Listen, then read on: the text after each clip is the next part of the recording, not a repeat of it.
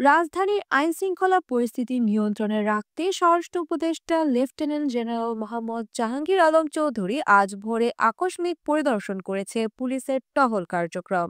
রাতে ঢাকায় আইনশৃঙ্খলা পরিস্থিতি দেখতে প্রথমে তিনি বারিধারাস্থ নিজ বাসা থেকে বের হয়ে রাজধানীর বিভিন্ন গুরুত্বপূর্ণ পয়েন্ট ঘুরে দেখেন।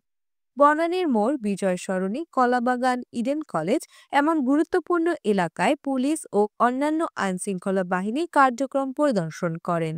তবে পরিদর্শনটি শেষ হয় নিউ মার্কেট থানায়, যেখানে তিনি কর্মকর্তাদের সঙ্গে কথা বলেন, দিক নির্দেশনা প্রদান করেন এবং শহরের শান্তি নিরাপত্তায় বাহিনীর সর্বোচ্চ সতর্ক থাকার নির্দেশনা দেন।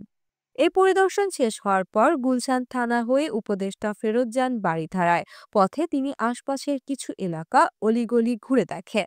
এমন সময় তিনি জানান, ঢাকায় নিরাপত্তা পরিস্থিতি নিশ্চিত করতে আমাদের বাহিনী সবসময় প্রস্তুত থাকবে।